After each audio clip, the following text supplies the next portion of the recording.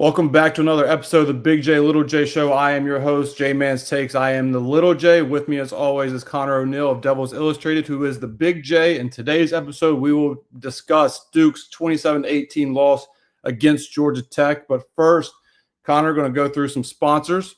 We have a new sponsor, and let me tell you and the listeners, Connor, about it. It is Legacy Safe. Legacy Safe is a website and a soon-to-be app that my mom and stepdad have worked on for the last few years and is up and running. It launched last week.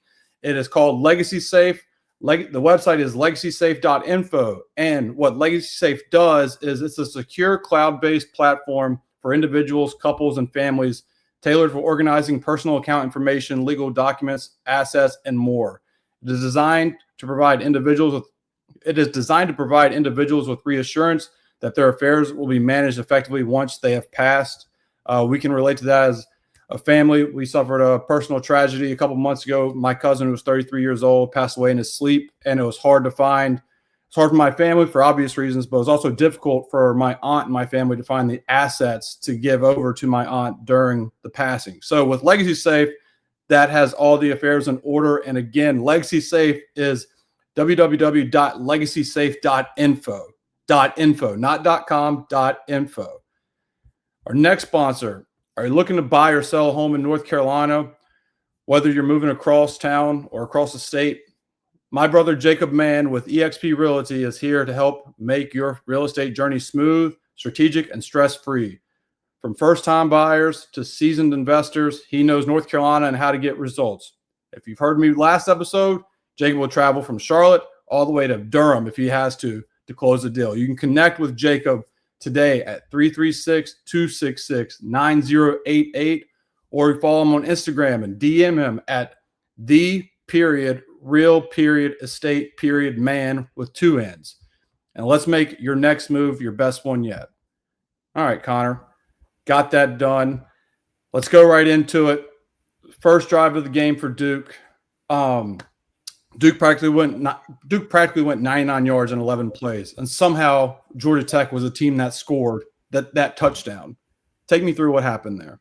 You don't see many 90. It was 96 on the card. They went from their 3 to Georgia Tech's 1. So 96-yard drives typically result in touchdowns. Duke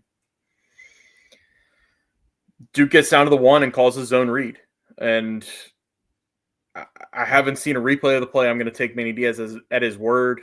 He says Georgia Tech doesn't have Darian Mensah accounted for. It's pretty easy to believe because of how successful they were in giving Anderson Castle the ball, that defenses would sell out to stop him in that situation. So this is the problem with running zone read anywhere. It's the real problem with running zone read when you're inside the other team's 5-yard line. Sometimes there's a miscommunication with the running back and quarterback on who's taking the ball and who's pulling, and that happened. There's no better way to put it. There's no X's and O's to it. It's just it's a miscommunication thing. The football is an oblong object, and sometimes it does not bounce your way. If I'm remembering the play correctly, I mean, Darian had a chance to pounce on it and couldn't quite come up with it. And then Georgia Tech's guy happened to pick it up the 5-yard line. And as rare as those 90-plus yard returns are, it always feels like they're a little bit more likely to happen when you have a goal line set in there. Like, you have a bunch of big guys that are focused on just gaining 1 yard. They're not even turned around looking in the backfield. So then once a DB runs in there and picks it up, it's really just running a 100-yard dash. Yeah, it was my heart dropped, and I'm sure all the other Duke fans' heart dropped seeing that fumble happen. And it was the right read because Mensah was going to walk in, because the defensive end or linebacker, whoever was on that side of the line, completely went after Castle. And when that ball popped out, and then obviously the guy was going the other way, it was Mensah looked like the Surrender Cobra, where he had his hands on his head like this. Yeah. And he was just almost on his knees. He might have been on his knees, just like, oh my God, like what just happened?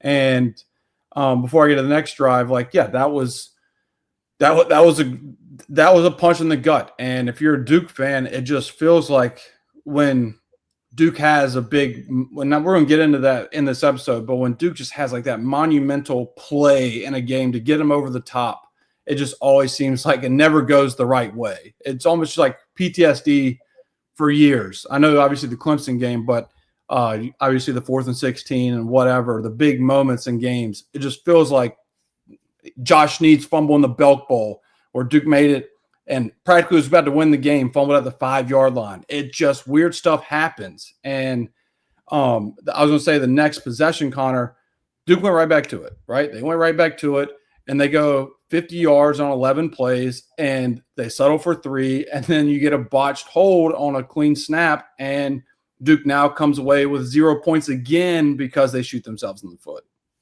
Yeah. God, I'd forgotten about the botched hold. It's just another one of those things. Like it's, I don't have the sense that they haven't repped holds. Like Cade Reynoldson was the holder last year too, if I'm not mistaken. It's not like he's in a new position. It's not like it's foreign to him. I think if anything, you just kind of chalk that up to what has been a little bit of a season-long theme for this team, that they squeeze it a little too tight, maybe literally in this case. But this team put a lot of internal pressure on itself to be really good and to compete atop the ACC. This was a game between two teams that didn't have an ACC loss, and this was kind of Duke's. You can look at it. You could have looked at this. I think Duke did look at it this way, that this was kind of their chance to prove that they could win the ACC. You're in your own place. It's your only home game in a 54-day span. You have a chance to really send a shockwave through the league, and I don't know, to the country, but certainly through the region, through the league. And sometimes that pressure can crush you. Yeah, I mean, the saying is pressure makes diamonds or pressure breaks pipes. And right now you're seeing Duke's pressure break their pipes. And Duke had it in front of, again, ESPN. No, it's a noon slate, but a lot of people were tuned in to watch Duke against Georgia Tech because a lot of people that weren't Duke fans, that aren't Duke fans, that, are college basketball or college football fans, is they were looking to see like, hey, did Duke learn from their licking their wounds from Illinois and Tulane? Like, they looked impressive starting ACC play. Looked like the special teams turned a corner. Defense has gotten a lot better, and the offense was punching in instead of settling for field goals like they did against Tulane. And then it was almost like a relapse for special teams. And then obviously with Duke only had 1 turnover offensively, but we'll get into more how the offense shot themselves in the foot besides 1 turnover. But 22 plays, Connor. It's red zone struggles too. Red zone struggles were a problem against Illinois and Tulane. Oh yeah, I have that coming up. 22 plays that took up over 11 minutes of the first 16 minutes of the game resulted in 0 points for Duke. That is crazy. The other part of it too is one of the biggest emphases. Yeah, you're the big J here. You're the big J here. I'm the little J. I have no idea. I'm trying to get a little help from the dog here as my editor, but he's just sitting there yawning every once in a while. One of the biggest emphases coming into this one was the war in the trenches, if you will, and part of me thinks that is something that we don't have to talk about in certain games because it's a talking point in every game. Like almost every football game, the more physical team and the team that has won the line of scrimmage up front on both sides of the ball has actually won the football game. But this game, I did buy into it mattering more because of the identity that both teams have tried to kind of foster in their programs. Brent Key being the former offensive lineman at Georgia Tech, they're, for my money, I think I said last week on the podcast, they're the most physical team in the ACC for my money.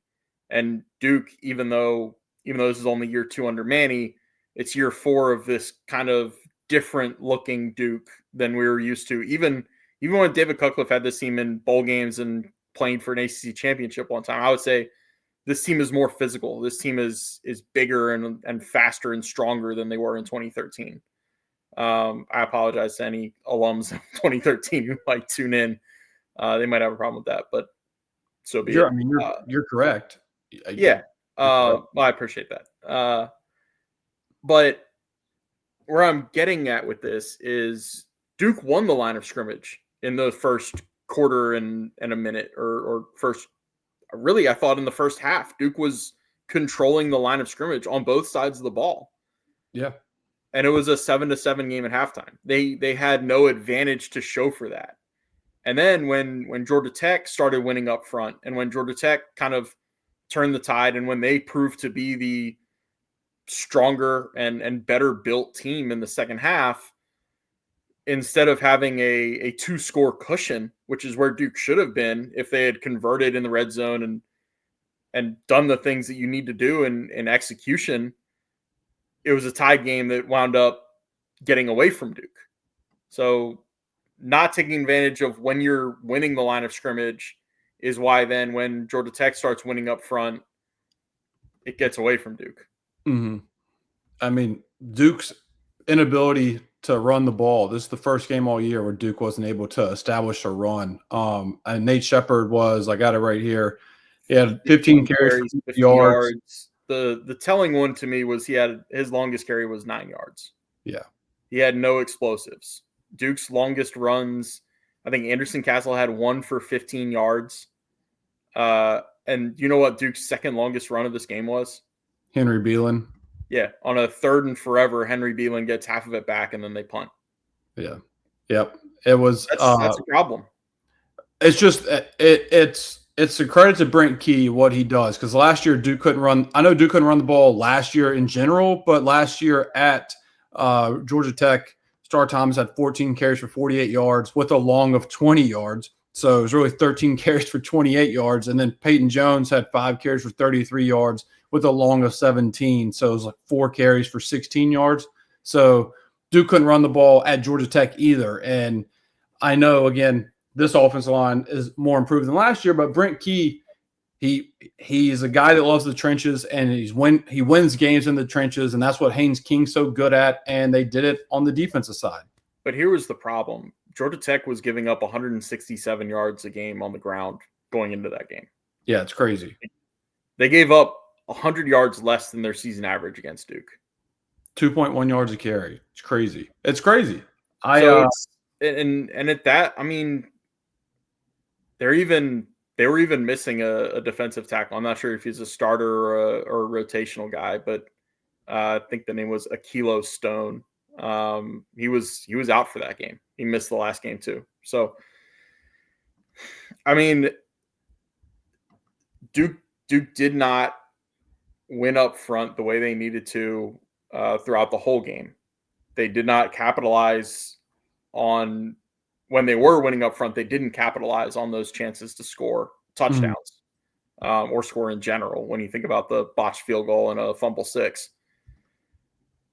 But you also have to give Georgia Tech credit for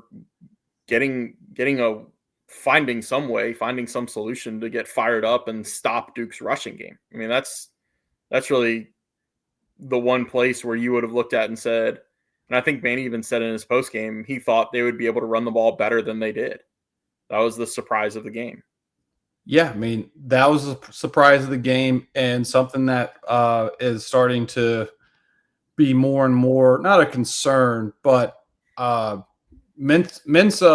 the one turnover, I'm going to get into all that, but his intentional grounding was shot in the foot when Georgia Tech made it. God, I think it was 20-14. I think they had to settle for 3 or something. Maybe it was when they scored. I can't remember exactly the time of this, but Duke needed to go get points, and the first play was a play action pass. He throws it out of bounds. Intentional grounding. Now it's 2nd and 18 in the fourth quarter. Maybe it was when they went up 10. Maybe. But my point being, intentional grounding, and then he was sacked twice, and now he is tied for 3rd in the ACC and sacked. Like, he's the third most sacked QB in the ACC, and the guys that he's tied with is JKS, who has 32 more pass attempts, I'm sorry, I misread that. It's only one less pass attempt. I was looking at Miller Moss. He's tied with Miller Moss and JKS, and Pitt's quarterback Mason has 98 dropbacks and 14 sacks, 98 attempts and 14 sacks. That is crazy. But he's tied for third. And so now it's like sometimes he holds the ball too long, which we've talked about.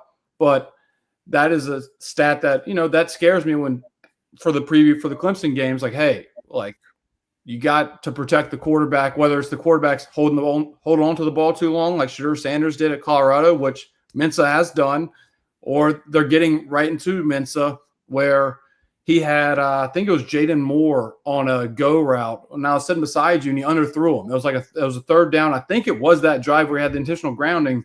He couldn't step into his throw because the guy's at his feet already when he said hike. Yeah. I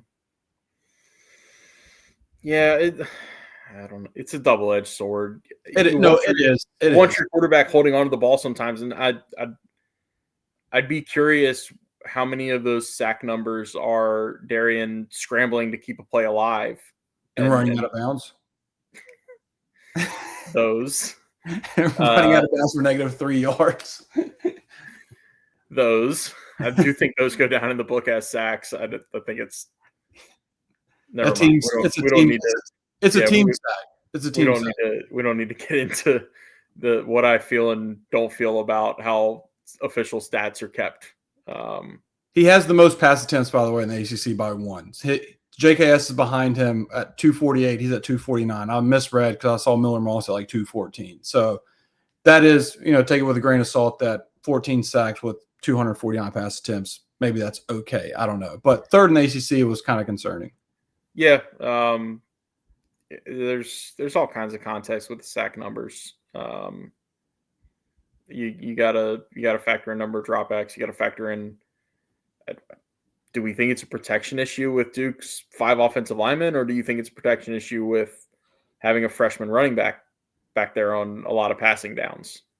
I mean, a sophomore quarterback that, as great as he is, there's sometimes he just gets confused or he misreads something, and it's just a bunch of things. But I want to talk about ACC statistics. I just talked about the con of being sacked.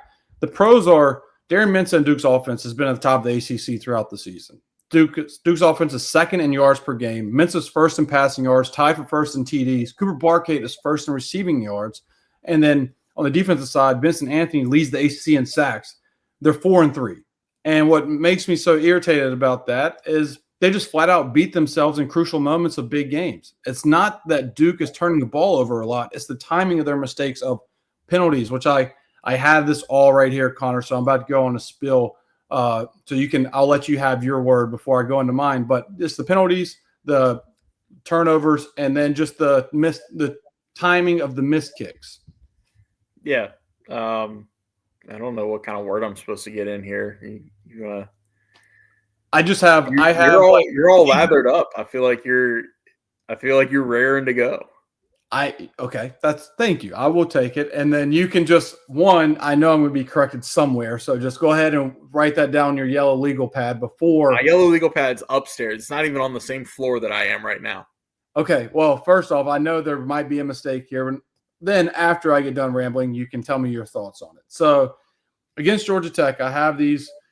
When I say that Duke has flat out beat themselves in crucial moments, Georgia Tech, we talked about it. Fumbled exchange on a read option to go up 7-0. The other team make it at 7-0. Dropped field goal to cut it to 7-3, 7-0.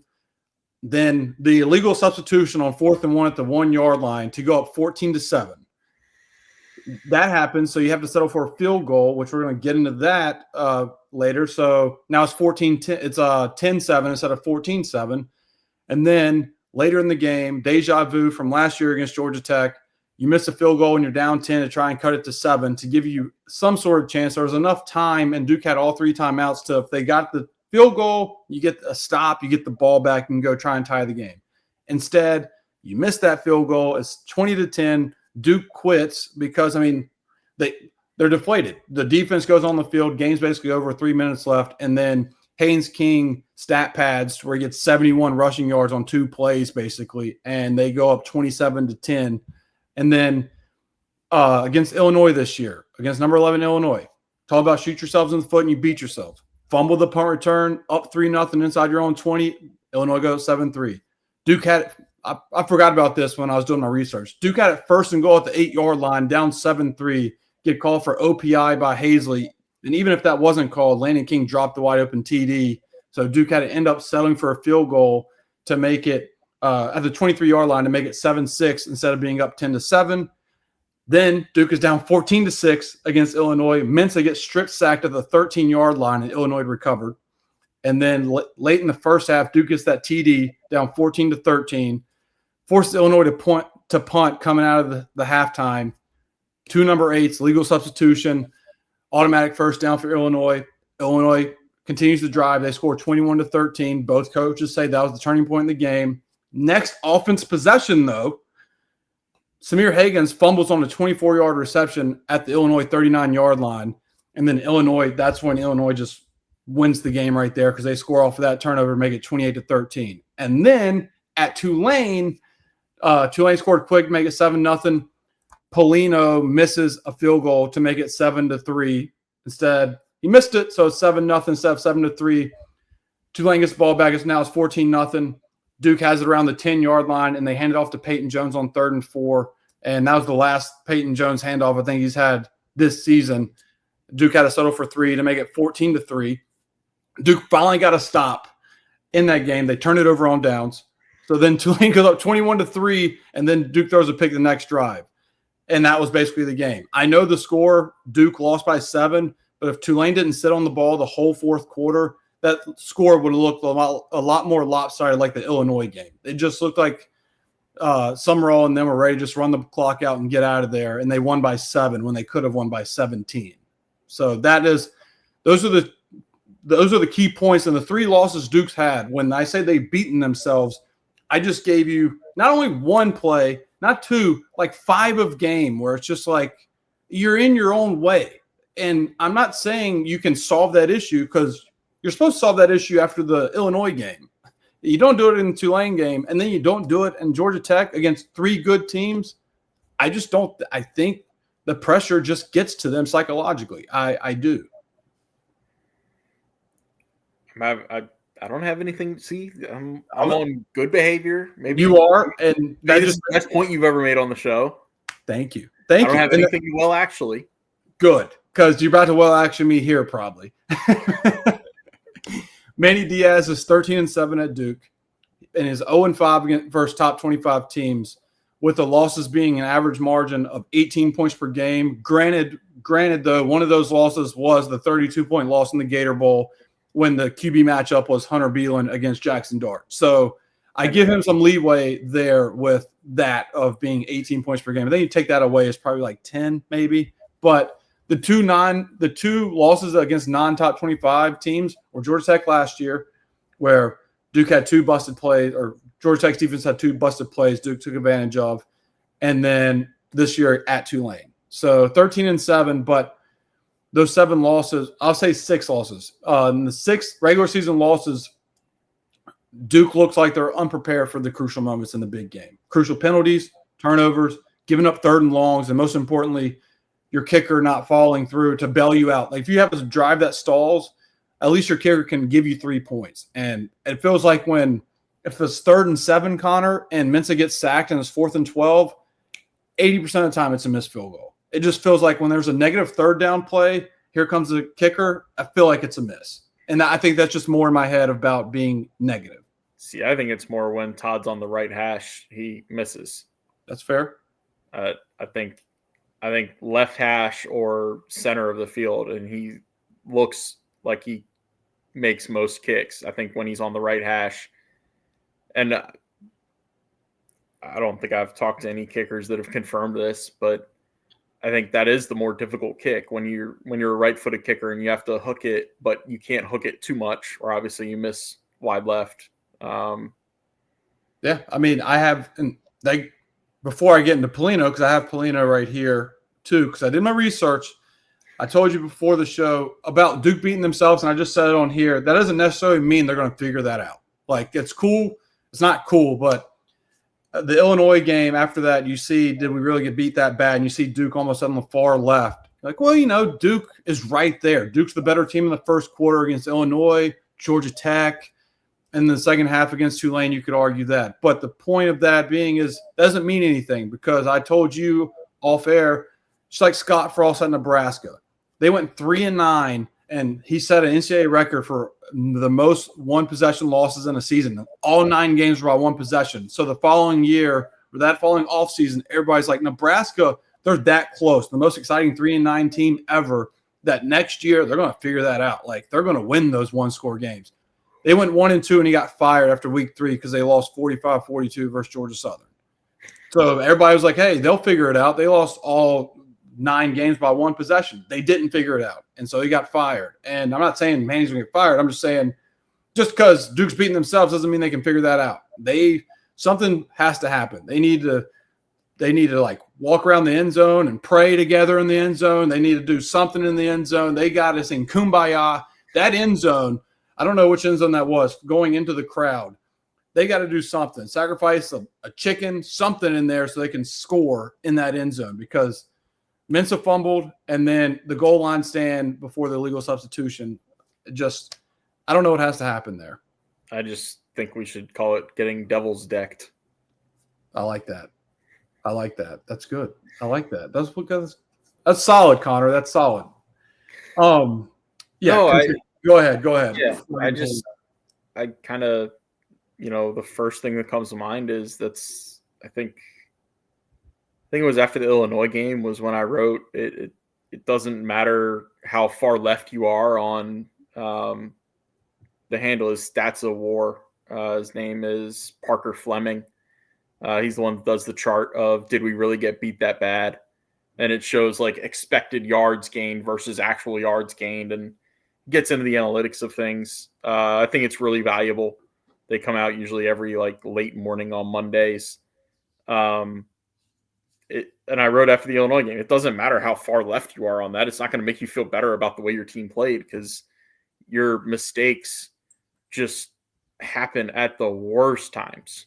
And they're so magnified when you play a good team. And Illinois is not obviously not the top 15 team that everybody thought they were, but they're a team that doesn't beat themselves.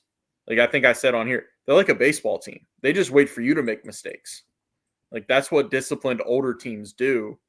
And that's a bad matchup for Duke. Mm-hmm. That's kind of what Georgia Tech did. Like Georgia Tech is a little bit like a triple option team. They don't run it anymore, but like I told you, like all they want to do is grind you down and be able to hit you for long runs in the fourth quarter and control the clock and control the game. And they want to rely on their defense. And that's how they beat you. And I say that as somebody that watched them come back from down 17 and win a game this year. But that also came with Wake losing its quarterback temporarily. It came with DeMont Claiborne being hobbled. It came with a bunch of other extenuating circumstances. And it just now we're up to a 20 game sample size of I think in most games under Manny Diaz, it feels like Duke is just ripe to have some mistakes in crucial situations. And there goes a dog jumping if you're watching. That was really fun for me. He sometimes gets stuck on the cushion back here and stumbles. Glad he didn't do it this time. But it's 20 games, and a lot of those 20 games, Duke does some really dumb shit that gets you beat. And sometimes you're able to overcome it. Sometimes it doesn't matter if you go down 2 touchdowns against NC State because NC State's going to do some dumb shit and give the ball back to you, and you're going to be able to get a lead by halftime. Sometimes the defense you drew up in the dirt at Cal works, and their freshman quarterback isn't going to just keep lasering the ball into windows that aren't even open for 20-yard completions, and he's going to make some mistakes, and you're going to win. But against the good teams that are fundamentally sound and disciplined, that's where you kind of worry that Duke is, if he times it up right, I can say Duke is going to fall off the ledge. That's where it kind of happens. Yeah, it's just frustrating because it is self-inflicted. Because this is such a talented team. Like I said, they have three guys leading the ACC in categories. And Cooper Barkay leading the ACC in receiving yards with Chris Bell lighting it up at Louisville is impressive. That a kid that transferred from Harvard to Duke is leading the ACC. Here we are in 8 weeks in the season. And then Mensa being as good as advertised statistically with a 17-2 touchdown to interception ratio. Like that's exciting, but it's just like empty calories to have to be 4-3. And you're seeing the production of those guys with VJ leading the ACC in sacks. It's out while you're talking. I looked up because you were talking about the 2013 team. Like this team is better than the 2013 team. Duke beat Virginia Tech, who was 14th in the country at the time on the road. 14th in the country at the time, 13-10 in a game where Anthony Boone threw 4 interceptions. He had more interceptions in the second half than he did completions. Duke was 0 of 11 on third down that game. They had 198 total yards, 7 of 26 passing, 91 rushing yards on 28 attempts. The ugliest game, arguably, in ACC history, if it wasn't for Virginia Tech and Wake Forest in that 0-0 going to double overtime game. And Duke won that game because Ross Martin hit 2 field goals, one being a 53-yarder. And Duke's defense forced 4 turnovers as well. But like that, what I'm saying is that 2013 team, as special as that run was, there was games where you're just like, how are we going to get 10 yards to get a first down?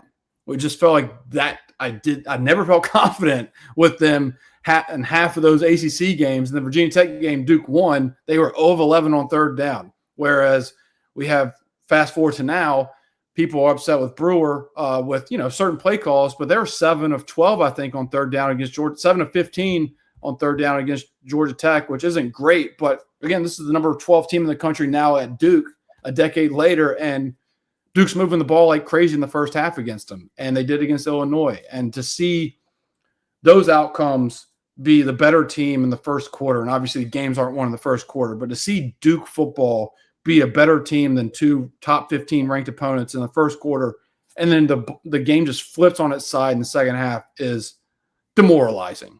It's demoralizing.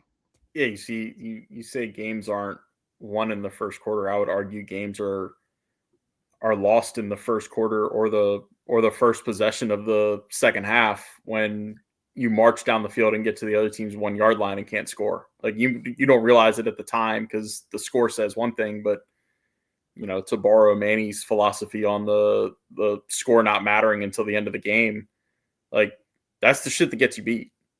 Yeah. No, driving all the way down the field. And that's why I wrote the story on Devils Illustrated is Duke took 5 snaps from inside Georgia Tech's 5 yard line. The resulting score from those 5 snaps was Georgia Tech 7 and Duke 0. Insane. It's insane.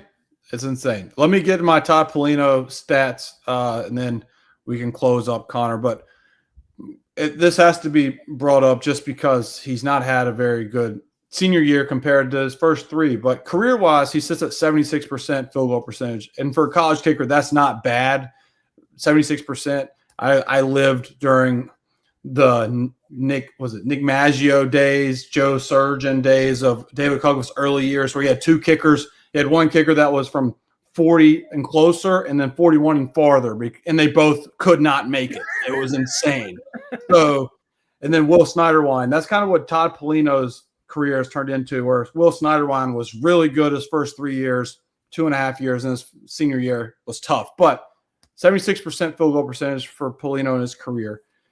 And everyone points out the 4th and 16 play against Notre Dame is why Duke lost the game, and rightfully so, because it comes down to that one play. But, again, there's other plays in the game why Duke lost that game, and 2 of them were Todd Polino was 0 for 2 on field goals. One was a 38-yard field goal in the first half, and the other was a 25-yard field goal in the first half. And, yes, Duke lost, and the 4th and 16 is what everybody thinks about, but those are 2 missed kicks right there. Trey Freeman missed a sack in the end zone on the drive of the 4th and 16. That would have been a safety. The game would have been over. And Duke lost that year later when Duke lost against Virginia 30-27. Grayson Loftus started the game because Riley was hurt. Duke lost 30-27, and Polino missed a 44-yard kick in that game. And so there's 3 points right there. And then I talked about the identical situation last year at Georgia Tech where he missed when Duke was down 10. And then obviously Duke lost by 1 point 1 point to SMU, and Todd Polino and the field goal unit, I should say, missed 3 kicks, an extra point and 2 field goals on a 1-point loss. Yeah. I just talked about how Ross Martin, who is the GOAT for Duke football and kickers, because he won Duke games on his kicks. I know that Polino technically has a game winner against Wake Forest from the 2-yard line. He kicked a walk-off field goal. But Ross Martin, he banked one in against Miami. He hit the game winner against UNC that snuck through an upright. And then Virginia Tech, he did it. And so, kickers, obviously, shocker, they win you or lose you games. And it just feels like most of Todd Polino's misses are always when Duke needs him to come through, and either in a big game or a big moment. Yeah, don't have anything to argue with there. And I'm not trying to throw him under the bus. It's so much data that needs to be discussed after missing yet another kick against Georgia Tech. He's had a disappointing season, and while you were talking before you even brought it up, I was thinking, like, when's the last time you really felt like he made a clutch field goal, like one that Duke absolutely had to have? And go ahead if you have one. Was there one at Northwestern? No, I was going to say the NC State game last year, he was huge that Duke won that game. And he had that 50-plus yarder, I think, to make it a 10-point game to ice the game. That was huge. That was probably his kick of his career, in my opinion. Gotcha. And what's crazy, Connor, is he's 4 for 4 from 50-plus yards.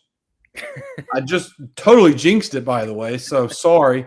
But I think he's 20 of 32 from 40 to 49, and then sprinkle in a miss or two from closer up. So obviously 40-49 is what gets him. And that might go to what your theory is about the hash.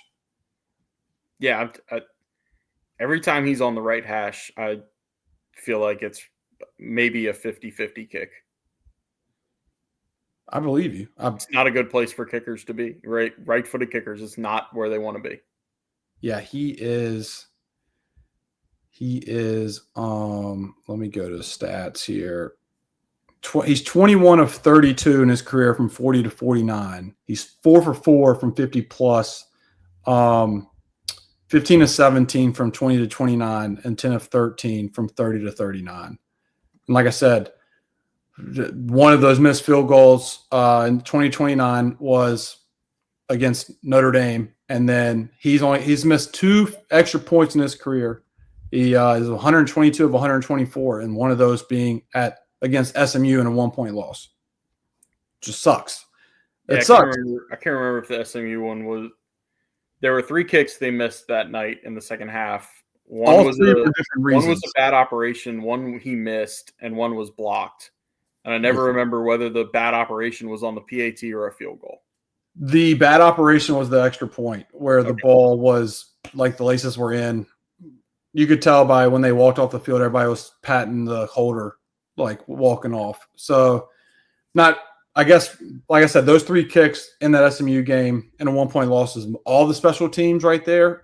But it just sucks. And he was 1 for 3 at Tulane in a 7-point loss this year. And obviously one was blocked because of the right side of the line. Same, just like the SMU. Well, no, SMU came right through the middle, I think. But it sucks. SMU one was over the line. That was when their freakish DN just hurdled everybody. Yeah. So, I don't know going into this bye week, because obviously there is no Clemson preview. So we'll just talk about like what to expect from Duke or hypotheticals for Duke. Like, do you think there is a kicking competition with 4 or 5 games left?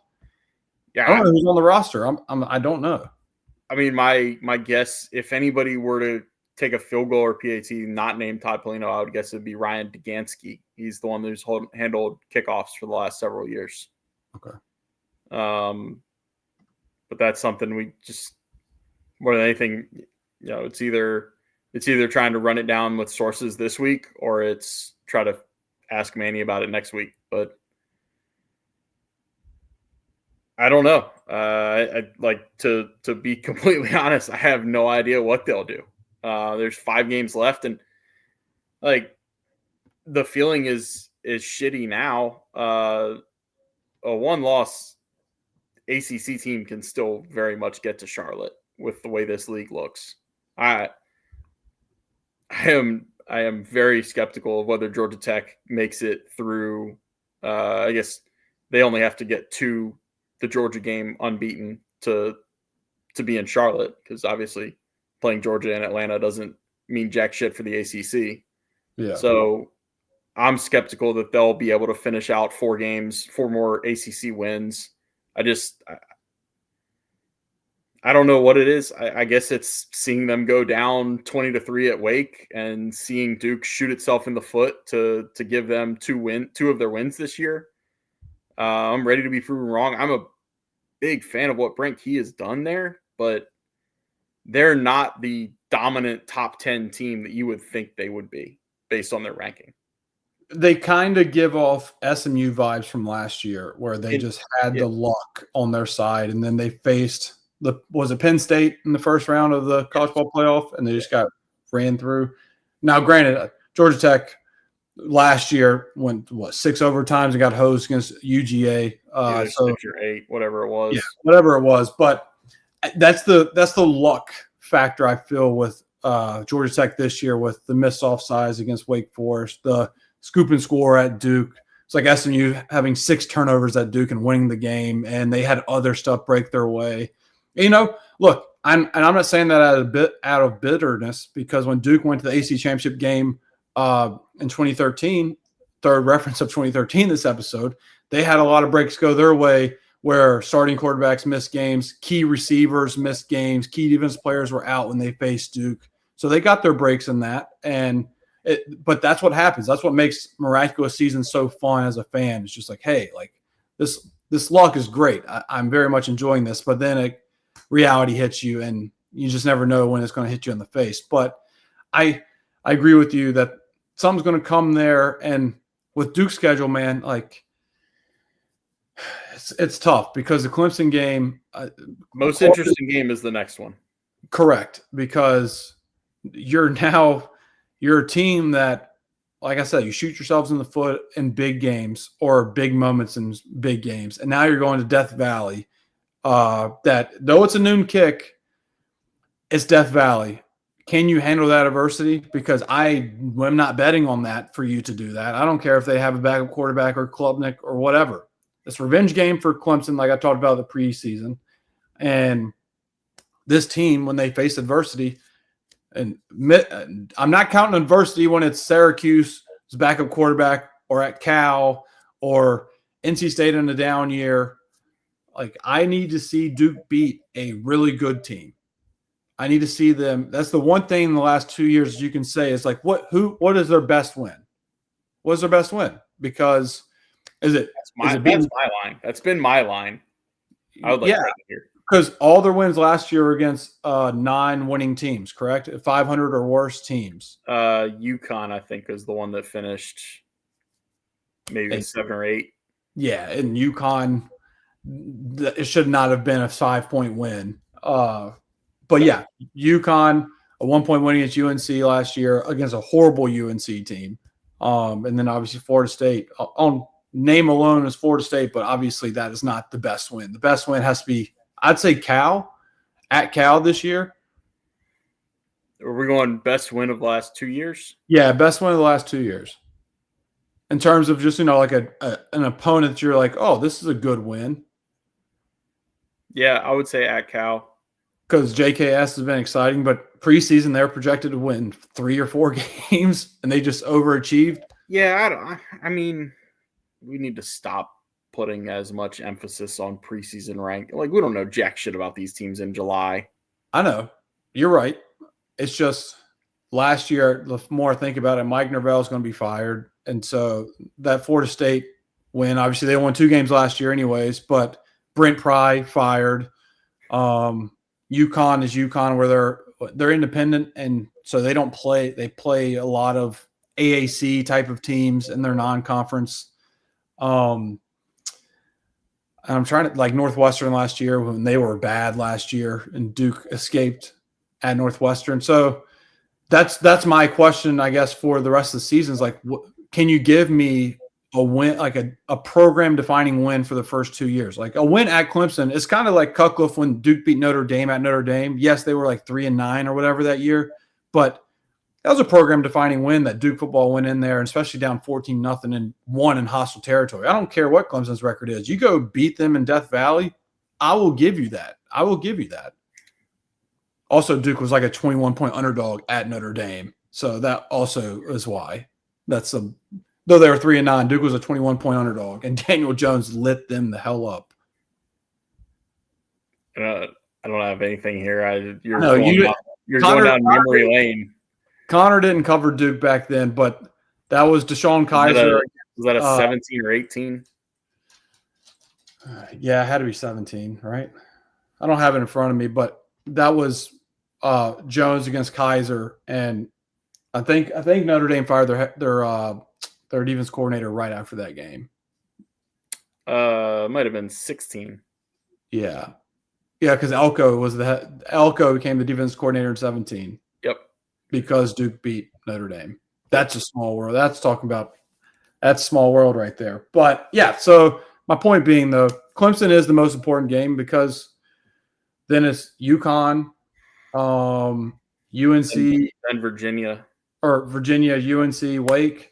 Yeah, I say the game at Clemson's the most important one because if you win it, then it sets up the next biggest one is Virginia at home because Virginia at that point, at worst, I think would have one ACC loss, and there's a chance they could be undefeated in the ACC.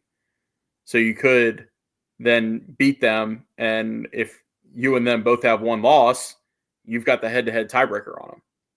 And also the tiebreaker against Louisville because Louisville lost to UVA, right? And so then Louisville beat Miami. So all of a sudden, it's just like you are the head of the one-loss tier. Yeah, it all depends. Like I need to see gone to the tiebreaker page yet on the ACC website. Correct. I'm trying to hold off on doing that until the calendar says it's November. We are doing this off the top of our head with no graphic in front of us, so we could be wrong, but it sounds right. It sounds right. Yeah, I know. I know if there are two teams tied, it goes to head-to-head. If they have not played each other head-to-head, it goes to common opponent and highest in the standings. So, and results until you get a different result. Yeah. If that makes sense. So yeah, no, it makes sense. Everybody thought we were going to lose Coastal Chaos, but it just is a part of the Atlantic Coast Conference. No, by eradicating Coastal Chaos, it permeated throughout the whole league. Instead, they couldn't kill it. It just spread. Yeah, it did. It really did. Look at you think Clemson and Florida State want to be where they are?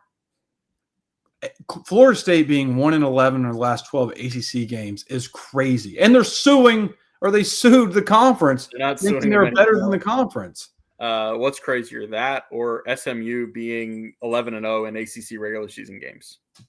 I did not know that. That's crazy. I mean, obviously it makes sense, but to say that out loud. They come to Winston-Salem this weekend, so that's where the other half of my brain is right now. Or really about the other 25%, because basketball season going, got a Duke preseason game. Bo really wants to go outside, so that's why he goes up the stairs and looks at me. He gets the high ground on me. Well, tell Bo, we're about to wrap up, Bo, so stay put. I have one final hypothetical, and maybe this hypothetical is for the end of the year, but I kind of want to know your stance on this. Going back 4 years ago, yeah, it's been 4 years now. Which program would you rather be, Duke or Virginia? Because those Tony Elliott and Elko were the finalists. Like, would you want the bad 3 years with Tony Elliott to get to where you are now, to where you're running the table in the ACC, or would you want to be Duke, where you were the doormat of the country? Elko comes, revives it. He wins Coach of the Year year one. Season 2, knock off top 10 opponent. Diaz wins 9 games last year, and then obviously this year's 4-3. Who would you rather be? That's a good podcast content question, because I don't have a good answer, and I'm just going to sit here and think about how I don't have a good answer, and I'm going to filibuster. I'm going to filibuster until I arrive at a conclusion here. You have to wait. I think obviously you have to wait till the end of the year. You have to wait all 4 years, like the 4 years, to be done. I guess so. Yeah. Yeah, because look, man, I'm still skeptical of Tony Elliott's coaching acumen. I mean, they lost to freaking NC State this year. Yeah, I know. And they should have lost to Washington State this past weekend. Yeah. The funniest thing, too, is, Virginia loses a non-conference game to an ACC team and still could wind up in Charlotte at the end of the year. Wake Forest 4 years ago lost a non-conference game at Carolina and still wound up playing Pitt for the ACC championship game. And I had pissed off State fans in my mentions for a month asking me why Wake and Carolina played a non-conference game 4 years ago. And now they won that non-conference game against Virginia, and they're going to be sitting there saying, shit, we beat a team that gets to Charlotte, and we don't even have a win. We don't even have a league win to show for it. Right now, I think I would, if I'm a fan, I would rather have what Duke has had the last 4 years than what Virginia has had. Because it's been 3 years of just shit. And you can't say that without also acknowledging they went through a tragedy that no school should ever have to endure.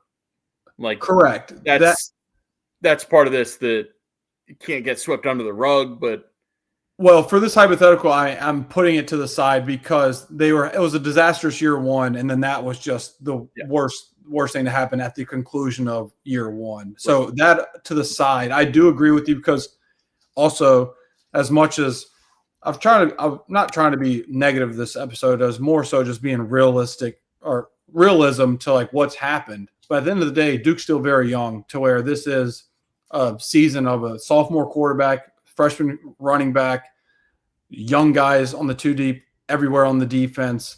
So like if this core comes back next year, and they have this 4-3 start, yes, it's very disappointing. Right now I'm disappointed, but next year would be, hey, you have to be 6-1 with what you have, the horses you have.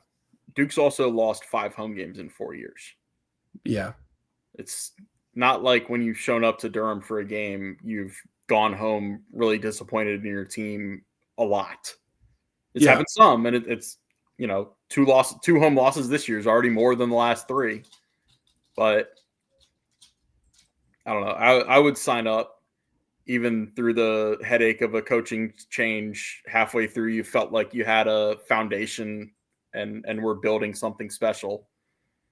I would sign up for what Duke has had. I agree. I just think it's a very fun hypothetical because obviously for 3 years, Duke has won this hypothetical. And then this year it's just been a season, a great season for Virginia to where I wonder if Virginia fans be like, you know what, these past 3 years were worth it. And they would tell you that it is. They're ranked, 18th in the country or whatever it is. So it's fun hypothetical and something we'll touch base on as the season concludes. But Connor, it's time to let Bo out. It's time for me to go get some cookout. And we'll see you guys next week for the Duke Clemson preview. And also we will come out with an episode probably next week for Duke basketball preview. That basketball season starts tomorrow, or I guess depends when this podcast comes out. Could be today that you listen to it, where Duke plays UCF. And Connor, I'll see you then. Sounds good.